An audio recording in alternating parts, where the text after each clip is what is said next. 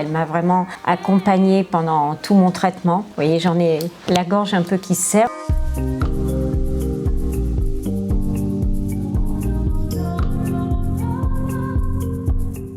Je m'appelle Chantal, j'ai 67 ans, j'ai été prise en charge au centre Léon Bérard par Dr Méry pour un cancer du sein qui a été détecté en février 2022. Je suis le docteur Benoît Méry, je suis oncologue médical au centre Léon Bérard et je m'occupe en particulier des patientes prises en charge pour un cancer du sein.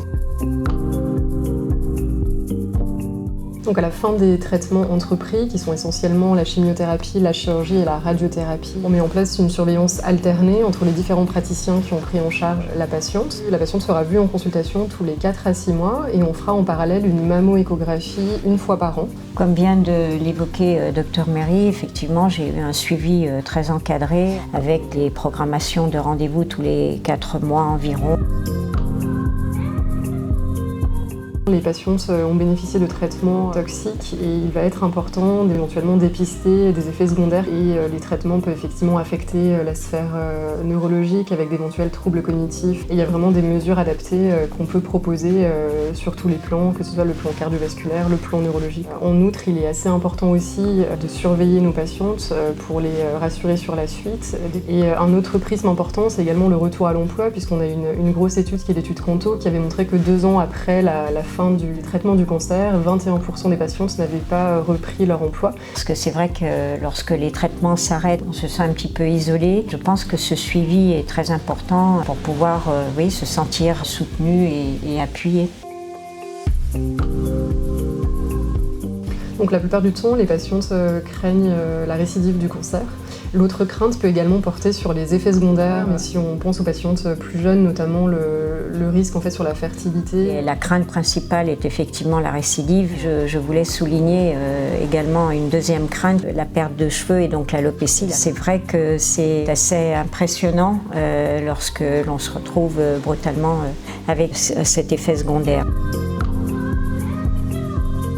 Alors, outre les consultations régulières qui sont prévues et la surveillance iconographique avec les mammographies, on va pouvoir déployer finalement tout un pan de mesures qui concernent essentiellement la nutrition et l'hygiène de vie. On pratique notamment la lutte contre le surpoids et pour les patientes qui sont en surpoids, on va pouvoir leur proposer une prise en charge un peu holistique avec des médecins nutritionnistes et une activité physique adaptée auprès de médecins du sport.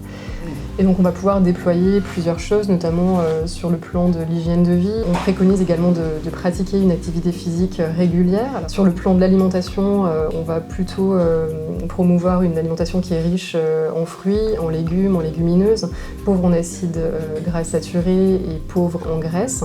Sur le plan de la consommation d'alcool, on va plutôt inciter les patientes à réduire cette consommation. Pour les patientes qui fument, on va également pouvoir leur proposer un sevrage tabagique.